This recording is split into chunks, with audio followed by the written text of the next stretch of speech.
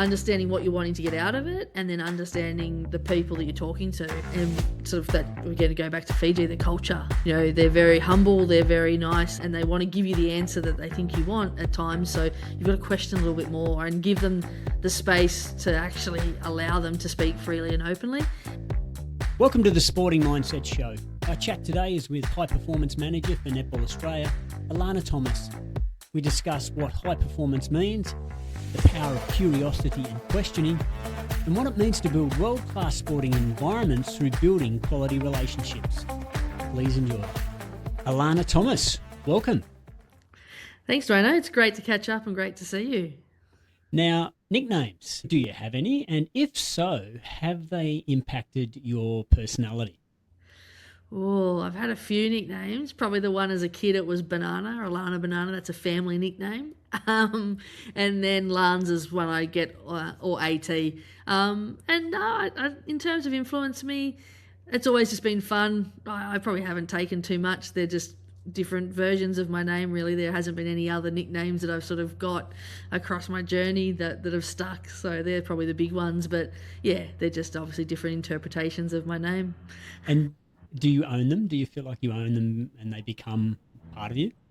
Yeah, I think when I'm around people, obviously, you know, a lot of people call me Lans and AT, and yeah, I just roll with it. I mind it, to be honest. It's easier probably than Alana, and it rolls off the tongue probably a lot easier too. Yeah, very. Yeah, for some people, absolutely. Now, I want to kick off really quite a difficult question, I think, in a way, and I'd love you to define what high performance means to you. Well, high performance for me, I think it's just about people wanting to be the best versions of themselves and willing to be curious and getting better every day, and the consistency and the discipline it takes to do that, I think, are the things that really stick out for me. But yeah, being curious, wanting to be the best version of yourself, and always willing to try new things and not afraid to fail is probably the other thing. I think as a part of high performance, to be the best, you're not going to be perfect at everything, and the way that you learn and grow is by making mistakes and learning from them, and then going again and having the courage to do it again. Let's go down the line of curiosity. Are you a naturally curious person? I've probably had to develop it. I think as a player I was very curious. As a coach, I was always willing to want to learn more and find out more information, get access, or look for different ways of doing things. I've probably developed that over time. I still have to develop, questioning, and how you are curious through questions is probably one that I struggled with to start with. I was always happy to go looking for information and videos, but then actually asking questions of people was probably something I had to develop across my journey as a player, coach, and an administrator. Why do you think the questioning side was a little bit more difficult for you? I think it was probably just being able to ask the right questions to drill down into detail.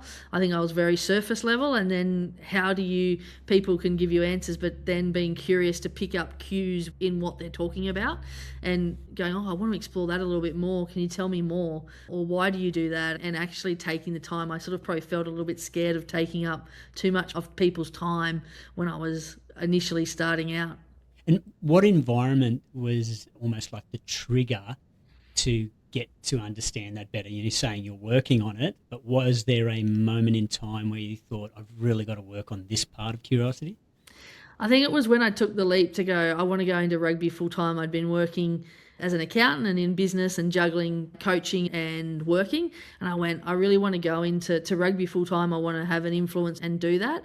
So I actually got out of my comfort zone, which was obviously accounting and business work. And then actually, if I'm going to make this work, I need to make sure I'm asking questions. And then going away to a foreign country in Fiji and having to work overseas in a different culture, that was probably where I realised I had to be a little bit more, had to get better at questioning and understanding, because obviously a different culture, I sort of learned to really quick that, you just get yes or no answers and you needed to dig a little bit more. And so that understanding part of the questioning, is that the key, do you think?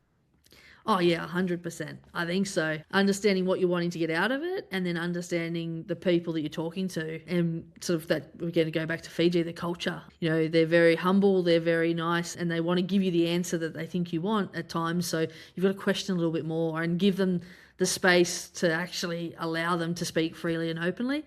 And then, obviously in a society in Australia, coaches are very willing and people are willing to do it, but actually saying, what do I need to get out of this, and what are the questions that I can get to find out the information that I want or that I think I'm seeking. Do you have like a bank of questions that you go to? Do you go, I know this one works, I know this one digs deeper? Probably not. I probably should, but it's really around going into the scenario, and I'm probably more a conversationalist and comfortable having a conversation and talking about what they do, how they do it, using and sharing stories is probably where I feel more comfortable, and that's probably where I start to hear something and go, oh, I want to learn a bit more about that. Tell me more, or why do you do it that way? Have you ever considered any other ways of doing it? They're probably the few that I use. And how important is that now in the role you're at with Netball Australia and the high performance program there? Oh, very important, because I'm coming into a sport that I don't have a history or a background in. I obviously understand systems, process and people's. So the biggest thing for me when I first came was before I can lead, I need to listen and I need to learn. So a lot of that is, again, about forming relationships. Who are the key people? And basically asking them what is it their role, and then listening to what their role is and let them take me on their journey and the netball journey, and then ask questions, and again using stories and sharing experiences where in rugby we did this and this is how we've set this up, and sharing those stories. And I think it's been really important, and it's also probably been the key for me in this first sort of period to get really good relationships and really be able to listen and learn about what is the important things for the high performance programs. Is there an element of that syndrome going into an environment where you self-confessed, I don't know a great deal about netball, I know the systems, but I don't know much about the game? Is there a little bit of imposter syndrome there? Oh, 100% there is. I've obviously watched netball. They've been the number one team in the world. I grew up watching netball, never played it, but to then walk into that environment and to see, they're world champions, they're gold medalists at the Commonwealth Games, they've been number one in the world consistently, and they've had a history that is just so deep with success. And then meeting the players and the coaching staff, it's like, am I worthy of being here? It's obviously a privilege and an honour to be in the national program, but there's also a responsibility that you've got to have with that. Yeah, there's probably a little bit, but I think the feedback I've got is it feels like I've been there 2 months and it feels like I've been there for years, because I've just been able to seamlessly transition in, but it's because of that relationships and the relationships and the ability to connect with people. Do you recognise the confidence that feeling gives you? Is that a conscious recognition? Yes. It's been a growth of mine over the last 3 or 4 years, where being able to be comfortable and to go into a room and meet people and hold conversations and build relationships is something that I've sort of really started to notice that I'm a lot more at ease with that, whereas before I was probably a lot nervous and shy about doing that. So I think the big thing is, again, meeting people, talking to them and getting to know who they are and what's important to them. And you've spoken there about Australian netball. It is world leading. So you've gone into that environment. You came from Fiji rugby, where probably I would assume there's a different attitude towards the lower tier nation and having to develop, especially in their women's program. You've gone from that environment to basically the best in a different sport. What are the differences there? What are the differences in attitudes that you have to bring in?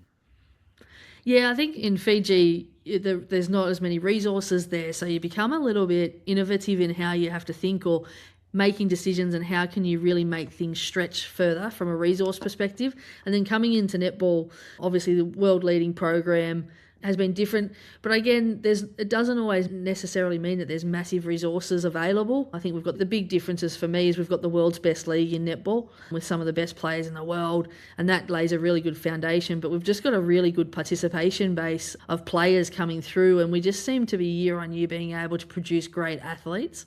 But then the similarities probably are, it's the people, and it's probably something that Fiji taught me a lot, is that people and the relationships are so key.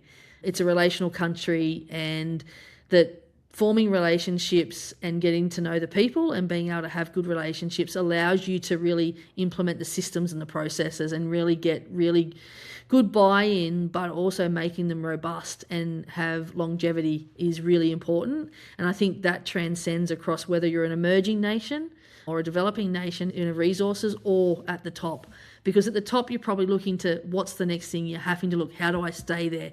So you're always having to be curious and chasing. You've got to stay there. Everyone's chasing you, and that motivation is really good for those that are below. They always want to be at the top. When you're at the top, to stay there, you've got to find, well, what is it that motivates? You've got the trophies in the cabinet. What is the next thing that you need to do to make it, to have a bit of motivation there? And I think that's probably the difference. It's just a different mindset. You're still chasing to be the best, but that might look different in each of the two different nations. And in Netball Australia, have you noticed that one thing? Have you noticed there is an element of some type of mindset about being innovative to stay or even to pave further? Yeah, I think that the group that is there is an amazing group of staff and players, and they're really clear on their values and what they want to do, and you can see them. And I think we talk about culture and environments or values, and when you can actually see them, they're not just written on a wall, and they're lived day in, day out in everything, every interaction that you have with a player or a staff member. They're living by those values, and that for me is a sign of a really good environment, and that's what I saw from day one walking in. And so what did you see? So you walked into Netball Australia. What were those behaviours that you saw that you went, yeah, right, these guys have got it? Yeah, it's just the DNA is honesty, humility, and hard work, and the communication, the ability for the staff and the players to work together to build the program and take the journey. We're always being honest. The humility that we're obviously living that in terms of everything we do and every interaction we have with someone, and the hard work. We're a decentralised program. The players are in their SSN clubs and their franchises. But when we come together for our connect meetings, or when you have an opportunity to catch up with a player at a game, that honesty, the humility, but the work that they're putting in, you can see it in every interaction. It's easy for us to say humility, but what does that look like when you have a conversation with a player? You go to Sydney and you catch up with one. What does the humility actually look like? Well, the humility is around how they go about and how they carry themselves. They're really clear on the responsibility that they have in terms of being in an Australian environment. They're always and they'll talk about that. That will be in conversation, that they understand the privilege that it is to wear that badge. That's the actual language that they use. Yeah, it's a privilege and an honour, and it's wanting to be the best and wanting to be the best at what they do. And I think it's very competitive in that environment. And I haven't seen them in a training environment as yet. It's all been just our connects and how we have come together virtually in that decentralised program. But there is a real drive within that group that they want to be the best, and they also know that it's a collective one as well. They're sort of all connected and wanting to do that together. So they'll hold each other to account around that. They want to be the best. I'm sort of trying to contrast that with the humility, because some people would say if you're really humble and you have great humility, potentially you're taking a little bit away from the competitiveness, or I want to find a different word, but the arrogance to be better than everybody else and know it. Is there a conflict there, do you think? No, I think they all agree. They all want to be the best, and the way they go about it isn't with that arrogance or that bravado. It is, every interaction that someone has with them, they want to leave them feeling better. They want them to understand that they'll sign autographs, they will have photos, they will do that because they know how important that is for those little boys or girls or the adults that have those interactions. But that doesn't stop them from, once they cross that line and in training and on games, to really push to be the best. So I think that balance is right at the moment. Geez, it sounds like you've got a good group of players. So what are you going to do to challenge yourself to take them to the next level? Because they sound like they're doing pretty well.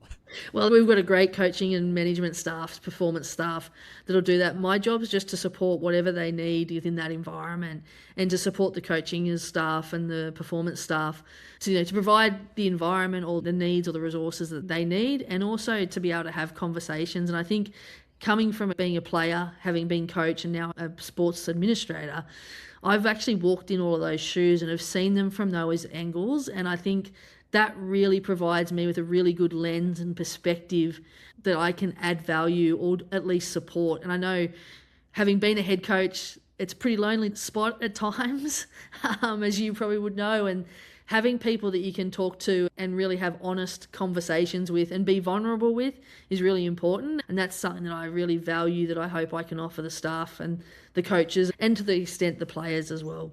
I wanted to talk to you about that because I was going to say you've been in pretty much a great position to experience player, coach and high performance administrator now. What are the psychological differences between each of those levels? I think as a player, you're in control, you're on the field, you probably have a greater control and influence on what you're doing. Then when you transition into coach, you're hoping that you're able to coach and take the players on the journey so that they can go out and execute and be the best versions of themselves on the field. And you're really entrusting that, but then you had the opportunity to have influence on that through messaging and halftime and reviews and analysis. And then as an administrator, you sort of let the reins go and you're sitting in the back seat watching it all play out. And that is challenging. And that was very challenging when I first transitioned. But then I've probably you learn the cues of when you need to step forward and lean in and offer support or views or question in that regard, or when it's just, let this play out a little bit and see how this goes. But for me, all three of them need good planning, discipline, to make sure that we all know where we're headed. And then, we may deviate and we may have some really good highs and some lows in terms of results. But as long as we're really clear on what are our measures that keep us tracking towards our goal. And if that has to move, then we make sure that we go through a process and we communicate that really well. And like when you think about it, would you have a mindset where you sort of say to yourself, I'm really coaching these coaches, this staff group, and I'm in that position where I almost need to be serviceable to them? Is that a way of looking at it from your position now? Yeah, definitely. And I probably look at it when I do my coach educators course or refreshers. That is what you're doing. You're there to support through questioning. You're coaching them through different situations or helping them as they plan and put together their plans. And you can be that person that can question and just make sure that they have thought about things. So you're that person that can offer a question. And sometimes that's been something that some coaches that I've worked with have struggled with when they question. It's like, are you trying to catch me out here? And it's, no, I'm just offering a question. And if you've thought of that or it isn't important, then let's have a discussion. But if it isn't, then we move on. It's just more just a check them to say, because I think as coaches, I know you get really narrow focus, and sometimes my role is to really look at that bigger picture and look beyond what the immediacy is. We all we've got a grand final or a competition window, or we've got, Com Games or a World Cup. They're all working towards that, but what's the bigger vision, the next cycle that you're looking at, the next 4 years? That's why this role excites me a lot, is you get the opportunity to have some coaching and coaching coaches and staff. You got big picture planning, looking at the more strategy side of things as well. We had a conversation offline around the relationship you're building with Stacey, and she sounds like someone who doesn't have that ego, who thinks you're going to be trying to catch her out. She sounds like somebody who is so open to you, almost trying to crack her open to find more inside of her. Yeah, I think that's what I mean when you talk about honesty, humility and hard work. Stacey's been fantastic. And I said I probably met her a few times in an AIS context when I was coaching, but always curious and lives honesty, lives the hard work, is very honest in communication. Hardworking, is always looking to make sure that no stone's unturned and always looking for the best way to do things and looking outside to find ways of doing it. And that's probably been really refreshing, having come from different environments where that probably hasn't been the case. So I think that's why I'm really loving being in the new sport, because I'm experiencing new experiences. Those environments you just mentioned, how challenging is that, where you're not having the people around you look wider and broader? Yeah, that it is challenging, and sometimes it's, again, putting it in context around people don't know what they don't know, and until they've sort of been out and experienced that. And I think generationally at the moment, a lot of this generation of athletes and potentially young coaches coming out they don't know what they don't know. And if they haven't experienced it and haven't been able, in a Fiji context, they've only coached in Fiji, they haven't coached outside, that's all they know. So sometimes you've got to go, well, what's the context and why is this? And how can we facilitate that whether it be through education, whether it be through courses, whether it be through mentors, to help them to see that and experience it. And I think that's probably one of the legacies around when we went to the World Cup in 2025 with the Fiji national women's team. We ended up bringing in a coach from Wales, and they basically had a very short 5-month runway to a World Cup. But what they did was they brought a very, really strong, this is how I see the women's game, and this is how I see the strengths of the Fijian team, and this is what I see as a high performance. And they were really clear on that, and they actually brought the staff and the players on a journey. And I think that's what we're seeing in the Fijian players today. They've been able to see that, experience it, and now they want more of it. And I think that's really exciting. You mentioned about this generation of players and coaches, but I sort of want to talk specifically about players and get you to put your coach's hat on. What do you look for in a player these days psychologically? Oh, can you repeat that again, Dwayne? If I took you back to the Rebels Super W team and you're a coach and you're selecting players, what are the psychological attributes that you're looking for in your players? Whoa.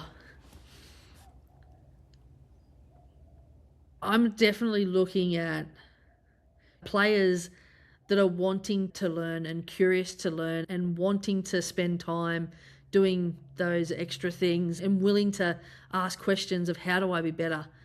But also from the mental side of the game is spending time reviewing and working on that individual, looking at themselves individually to be better. Yeah, I've probably in that space, I coached a lot of players that weren't the best players from a skills perspective, but the work that they were willing to put in to do the extras, to go and ask for help was what made them. And a player that comes to mind is Tiara Minns. You know, she came in and she didn't break through and get a test debut till probably 23 or 24. And she'd been in the program since 2019. It took her 5 years to crack through, but she was just determined and was able to bounce forward every time she sort of had an injury or didn't get a selection. She was just determined that I was going to work, do the extras, go and see people, go and look at her body and leave no stone unturned effectively to be the best. And they're probably the players that I look to when I'm selecting, because I just know that no matter what comes their way, they're going to get in the grind and they're going to stay in the fight. So there's an element of resilience there, and early on in your answer there, I gather that the principle of curiosity is the same. Whether you're a coach or whether you're a player, it's something that most coaches, I would say every coach would want their players to have, is that curiosity and resilience. Yeah, 100%. And that was something that we did a lot of work in the Fijiana space for that 3 or 4 months of just really drip feeding in around influencing what you can control, not listening to outside noise, being prepared, looking inward before we looked outward, and knowing that we will have times where we are hit, but not to let that dictate how we then do our next moment. You are going to make mistakes. We aren't going to win everything. It's how you bounce forward, or how you remember what are we trying to achieve here, and what's important to us is the first thing we look into. Yeah. And so almost 3 little stages of your career here that I want to categorise. The Rebel Super W, the Fiji experience, and now Netball Australia. And I know you're relatively fresh into Netball Australia, but in each of those stages, have you learnt something different about yourself because of the experiences you've had in those environments? Well, yeah, 100%. When I was coaching at the Rebels, I probably was trying to push through ceilings and I wanted to get somewhere, and I was not impatient, but I was always striving to get to that space of coaching at the highest level and being able to that opportunity to coach for a job, really. So I was probably really driven, and I probably lacked sometimes at times empathy or understanding. It was probably more around building the team up, getting players selected, but I also wanted to strive to achieve something as well from an individual perspective. Then I went to Fiji, and it probably gave me a great perspective of what's important. It also made me slow down and take time, and that was probably great. So over there, they don't have the resources, and it's really family, faith, food, and their rugby is life. And the ability to really value what's important rather than material things or chasing things. Just remembering the pure joy of playing sport and the opportunity to play it at the highest level. And then that's probably allowed me coming in to this new role with Netball Australia is to actually, not be too caught up in chasing something or, we need the best of everything, is to value people and to value the value of people and how they can help you to get where you need to be. And results in performance sport is what people are most often judged on. But I actually think the most important thing is the people and how you can create an environment where they can thrive, because then the result becomes the outcome of the culture and the environment you've created. And that comes back to people and relationships. Yeah, nice. And so to round this out, I'll get you to think back to when you very first started to coach, and then I'll get you to grab hold of a crystal ball and look into the future to your last day of coaching, potentially. What do you think will be the biggest mental change for you over a coaching career? Well, I think it is to be adaptable and to have your feet firmly planted in the moment. Taking your context is probably the biggest thing for me, from looking at when I first started and hopefully to when I get to the end, is that you're able to adapt and adjust and be firmly in the moment. I like it. That's nice. And a great way to finish. And so I do appreciate your time, Alana Thomas. Been great catching up, and I look forward to possibly catching up with you in a year or two to see how you're going. Hopefully still in the Netball Australia colours and being able to tell some really good stories around that environment. So thank you very much. Thanks, Dwayne. Thanks for joining Alana Thomas and myself, Dwayne Nestor, on the Sporting Mindset Show. I hope today's conversation has given you something to think about. One thing we know for certain is that mindset matters. So as you move through your week, maybe take a moment to reflect. What mindset are you bringing into your sport, your coaching, your parenting, or your everyday life? If you enjoyed this episode, follow or subscribe, share it with someone who'd benefit from it, and continue being part of a community that values growth, learning, and high performance done the right way. I'm Dwayne Nestor, and this has been the Sporting Mindset Show.